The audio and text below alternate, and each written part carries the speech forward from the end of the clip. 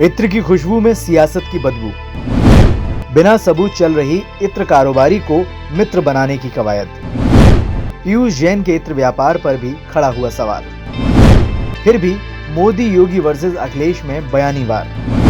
पिछले एक हफ्ते से देश में पीयूष जैन के यहां आयकर छापे को लेकर सियासत में घमासान मचा हुआ है, लेकिन छापे की कार्रवाई पूरी नहीं हुई। इस बीच 3 तरह की खबरें आ गई हैं। सबसे पहले पीयूष जैन को लेकर लगातार कहा जा रहा है, लेकिन परफ्यूम्स एसोसिएशन ने इस बात से साफ इनकार किया है।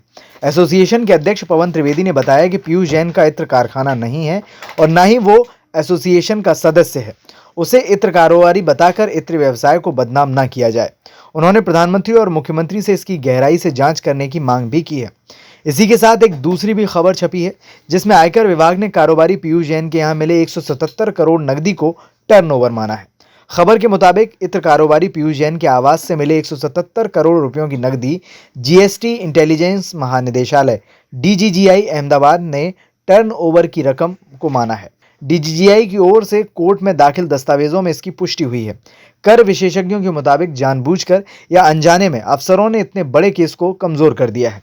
डीजीजीआई के कोर्ट में दाखिल दस्तावेजों के मुताबिक पीयूष पेनल्टी की रकम अदा कर जमानत हासिल कर सकता है। इससे आयकर विभाग भी काली कमाई में कार्रवाई नहीं कर सकता है। पीयूष जैन ने पूछताछ में स्वीकार भी किया था कि 177 करोड़ की नकदी पर टैक्स नहीं जमा किया है।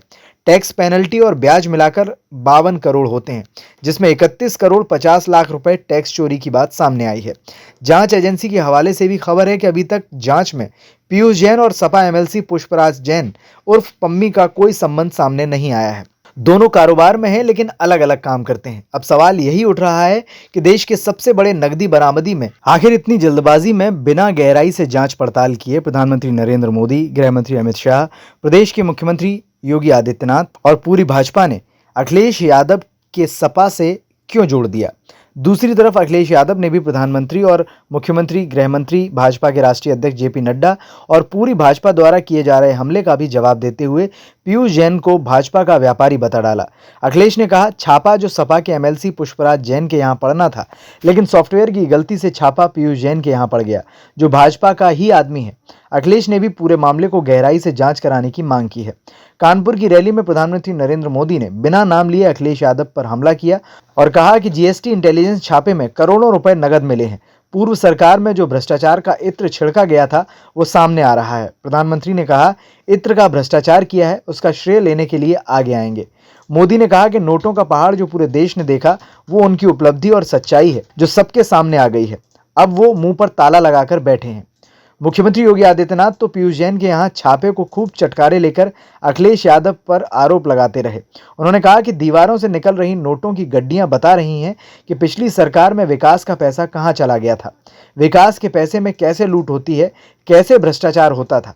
योगी मोदी के इतने भारी भरकम बयानों का जवाब भी अखिलेश यादव उसी भाषा में दे रहे हैं।